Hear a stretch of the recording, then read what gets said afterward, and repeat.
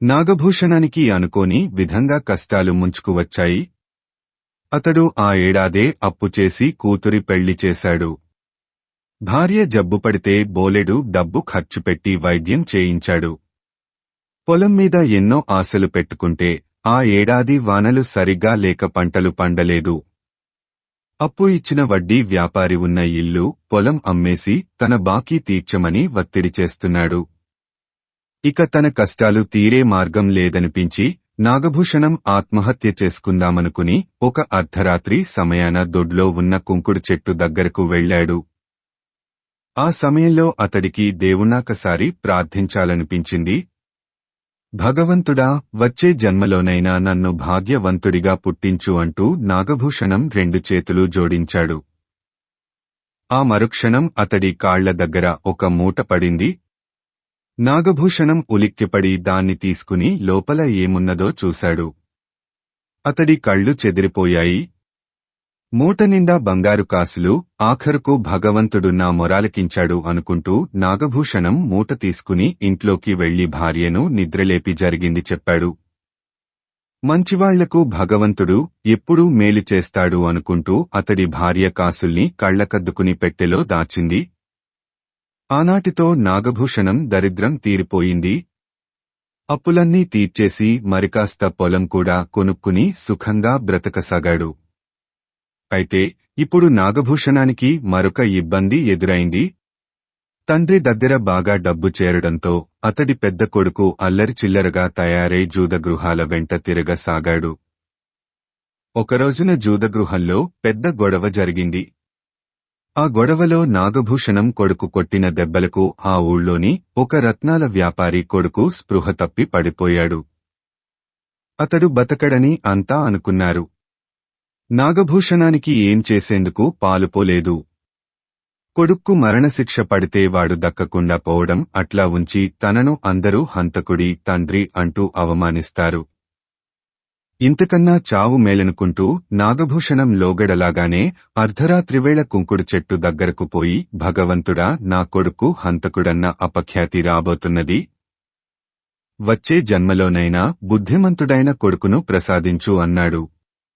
ఆ సమయంలో చెట్టు కొమ్మల్లోంచి ఆ రత్నాల వ్యాపారి కొడుకు నిక్షేపంలా ఉంటే నీ కొడుకు హంతకుడెలా అవుతాడు అన్నమాటలు వినిపించాయి. నాగభూషణం ఆశ్చర్యపోతూ చెట్టు కొమ్మల్లోకి చూశాడు. ఏమీ కనిపించలేదు. భగవంతుడే తనకు అలా చెప్పి ఉంటాడని అతనికి తోచింది. వెంటనే అతడు బయలుదేరి రత్నాల వ్యాపారి ఇంటికి వెళ్లాడు. వ్యాపారి కొడుకు ఒంటినిండా కట్లతో మంచంలో పడుకుని ఉన్నాడు. అతని తల్లిదండ్రులు, బంధువులు దిగురుగా కూర్చుని ఉన్నారు. రత్నాల వ్యాపారిని సమీపిస్తూనే నాగభూషణం కోపంగా, ఏమయ్యా, నీకిదేమైనా న్యాయంగా తోస్తున్నదా? నామీద నీకు పగ ఉంటే మరో విధంగా తీర్చుకోవచ్చు. కాని నా కొడుకు మీద ఇలాంటి అన్యాయపు ఆరోపణ చేస్తావా? నిక్షేపంలా ఉన్న నీ కొడుక్కు దొంగ కట్లు కట్టి నా కొడుకు కొట్టాడని అందరికీ చెబుతావా అన్నాడు. రత్నాల వ్యాపారి ఏదో జవాబివ్వబోతుండగా అతడి కొడుకు చప్పున మంచంలోంచి లేచి కూర్చుని, ఈ కట్లేమిటి, ఈ గొడవేమిటి, చీచీ, ఇదంతా చెడ్డ చిరాగ్గా ఉన్నది అంటూ కట్లు విప్పేసుకున్నాడు. అతడి ఒంటిమీద చిన్న గాయపు గుర్తైనా లేదు. అందరూ ఆశ్చర్యపోయారు. అంతా ఏదో మాయలా ఉన్నది అంటూ రత్నాల వర్తకుడి భార్య కొడుకును కౌగలించుకున్నది. మాయో మంత్రమో మనవాడు మనకు దక్కాడు. నేను నాగభూషణానికి రుణపడి ఉన్నాను అంటూ రత్నాల వర్తకుడు నాగభూషణాన్ని క్షమాపణ కోరాడు. నాగభూషణం తృప్తిగా ఇంటికి వెళ్లిపోయాడు. ఇది జరిగాక అతని కొడుకు ఎంతో బుద్ధిమంతుడిలా ప్రవర్తించసాగాడు. కొంతకాలం గడిచేసరికి నాగభూషణానికి ఒక కొత్త ఆలోచన వచ్చింది. తను ధనవంతుడన్న మాట నిజం. కాని కోటీశ్వరుడేం కాదు. తరతరాల పాటు తన వంశం సుఖపడేటంత సంపద సంపాదించాలంటే ఒకే ఒక మార్గం ఉన్నది. దొడ్లో ఉన్న కుంకుడు చెట్టు దగ్గర మరొకసారి ఆత్మహత్యా ప్రయత్నం చేయడం. అందువల్ల తనకు 2 సార్లు మేలు జరిగింది. ఇలా ఆలోచించి నాగభూషణం ఒక అర్ధరాత్రివేళ చెట్టు దగ్గరకు వెళ్లాడు. హఠాత్తుగా పైనుంచి దభీమంటూ ఒక బ్రహ్మరాక్షసుడు అతడి ముందు దూకి మళ్లీ ఎందుకొచ్చావు అంటూ హూంకరించాడు.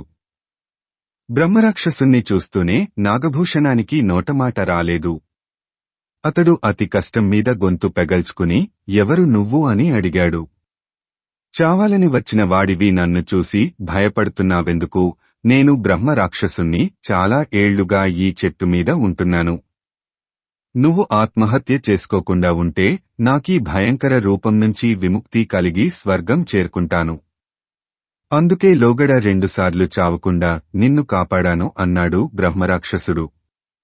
ఆ జవాబుతో నాగభూషణానికి భయం పోవడమేగాక బ్రహ్మరాక్షసుడి నుంచి మరికొంత సహాయం పొందవచ్చునన్న ఆశ కలిగింది. నా ఆత్మహత్యకు, నీ స్వర్గప్రాప్తికి ఈ లంకే ఏమిటి అన్నాడు నాగభూషణం. ఆ ప్రశ్నకు బ్రహ్మరాక్షసుడు పెద్దగా నిట్టూర్చి భగవంతుడు మనిషికి కొంత ఆయువు ఇచ్చి ధైర్యంగా బ్రతకమంటాడు. మనిషికి కష్టాలు వస్తే ధైర్యంగా ఎదుర్కోవాలి తప్ప ఆత్మహత్యల్లాంటి వాటికి పాల్పడరాదు. నేను నీ పూర్వీకుని కష్టాలు భరించలేక ఆత్మహత్య చేసుకుని ఆ పాపఫలితంగా బ్రహ్మరాక్షసున్నయ్యాను. నా వంశంలో నా తర్వాత 5 తరాల వరకు ఎవరూ ఆత్మహత్య చేసుకోకుండా ఉంటే నా పాపం నశించి స్వర్గ ప్రాప్తి కలుగుతుంది. నా వంశంలో వాడికెవడికైనా 2 సార్లు మాత్రమే నేను సాయపడగలను. ఇప్పుడు నువ్వు నా వంశంలో 5వ తరం వాడివి. 2 సార్లు నీకు సాయపడ్డాను. ఇప్పుడు నువ్వు ఆత్మహత్య చేసుకుని నాతోపాటు ఈ చెట్టు మీద తోడుగా వచ్చినా సరే, లేదా బతికినంతకాలం ధైర్యంగా బతికి నన్ను స్వర్గంలో కలుసుకున్నా సరే అని చెట్టు మీదకి ఎగిరిపోయాడు. నాగభూషణం ఆ తర్వాత మళ్లీ ఎన్నడూ ఆత్మహత్యా ప్రయత్నం తలపెట్టలేదు.